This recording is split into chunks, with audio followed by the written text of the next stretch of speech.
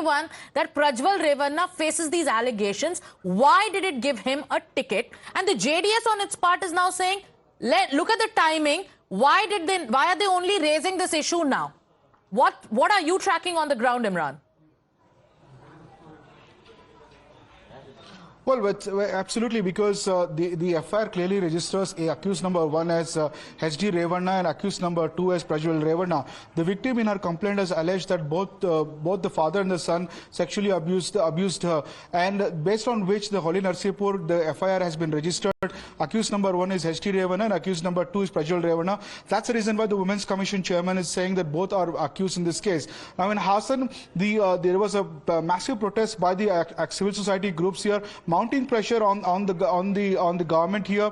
They're saying that this was they had earlier complained to the election commission and even had written letters to the BJP and the JDS to not to give ticket to Prajwal Revanna because of these videos which were there. Now they're saying that even though despite writing letters, there was no action taken by the party or by the election commission. But now since the issue is again raked up, they're seeking justice for the victims. They're not more than Prajwal Revanna. They're interested about the protection of the women who were seen in the videos, and their dignity is important, and there should be a ban on circulation of these videos, and also most importantly justice should be given to the women. They're seeking that immediate red notice should be issued through Interpol to the Prajwal Revanna, and he should be arrested and brought back. That should be the first concern of the government, and that is what they are demanding today. They had protested a massive protest, and they had done a dharna, and also in front of the DC office they submitted a memorandum demanding justice. Right. So Imran, currently you're saying that the demand from the Congress party is that of a red corner notice. They want the intervention of the government at the highest level. They say that the MEA should be involved.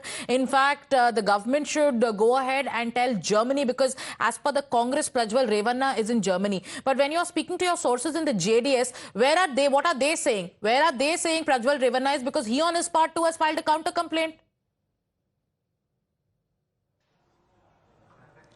Well, yes, the JDS is completely ruling out any kind of mischievity. They're saying that these videos are doctored. In fact, Prajwal Revanna is innocent, and there is nothing but a political game being played by powers behind the scenes. They're saying that the Prajwal Revanna Prajwal Revanna is innocent, but the HD Kumaraswamy, speaking on this issue, said that he will cooperate with the special investigation team. And the activists, however, not buying it, said that as they have seen earlier investigations too, they could be compromised because of the political bonhomie. Sometimes they were demanding a judicial investigation into this case. They're saying that SIT is fine. They want a judicial intervention so that there should be a fair and fair probe in this issue. JDS, in fact, within the party, there's pressure is mounting on the senior leadership to take action against Prajwal Revanna. One of their MLAs have even written a letter, the Gurmitkal MLA, to the party high command, saying that the entire episode has brought embarrassment and it is demeaning, and the party should immediately sack we are talking about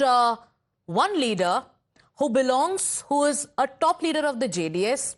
He belongs to a family that's in the helm of affairs of the JDS. He belongs to a party that is in alliance with the NDA, and that is why the Congress in Karnataka is amping up the pressure. Thank you for joining us, but we are tracking that story very closely. Moving on now to another big story that we're tracking, and it's a double whammy for the Congress party.